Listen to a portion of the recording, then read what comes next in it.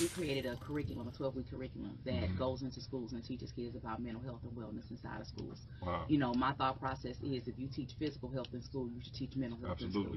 It doesn't make any sense that our babies go to school, they learn how to do cartwheels, jump rope for life, and everything else, run track and play football. But our babies, if they have a meltdown, our babies are getting expelled from school. Our babies are getting, you know, the hearings. Our babies are being, you know, losing their instruction time. You know, our babies are being looked at as being the problem, but you don't know what our babies had to go through before they walked into your classroom. So that's something that, you know, we really have to start paying attention to it, because you cannot plant seeds into a hard ground. It's not going to grow and not going to fertilize. So oftentimes, you know, our babies are sitting in these classrooms, and because they have PTSD or symptoms of trauma, they have those, they're hypervigilant. So they're on guard and they're waiting for the other shoe to fall. So you say something to them, they already naturally about to argue with you. But that's because of something else they went through. They may have watched their mama get beat up last night and tried to break up a fight last night. You don't know. You know, their house could have got kicked in. We work at an elementary school, and we asked a room full of kindergartners. We do highs and lows. What's your high and what's your low? And the baby said, my low is they kicked in my house and took my daddy to jail. Wow.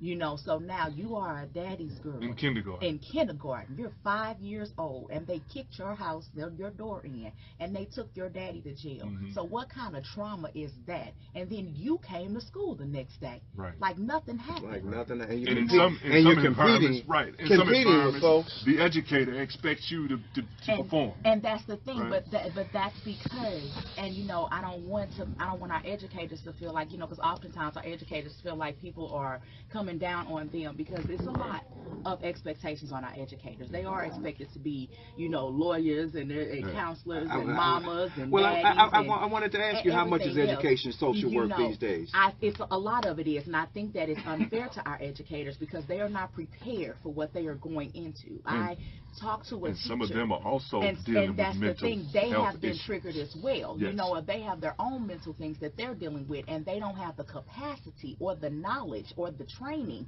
to deal with what's coming into their classroom. So often it's unrealistic expectations. So definitely, I believe that, you know, mental health needs to be an elective in all schools. I also believe that there needs to be a mental health component for the educators in the schools. And I think that, and I call the people that are in admin the people in the skybox.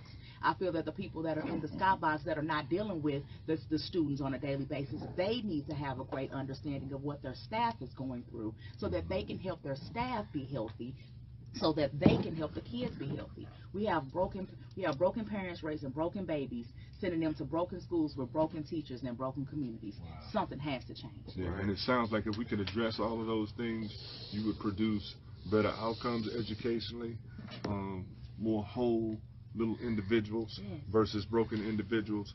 And you said something too about how punitive the response is to our children when you fail to address the issues that create some of the behaviors that we see. That goes all the way through life.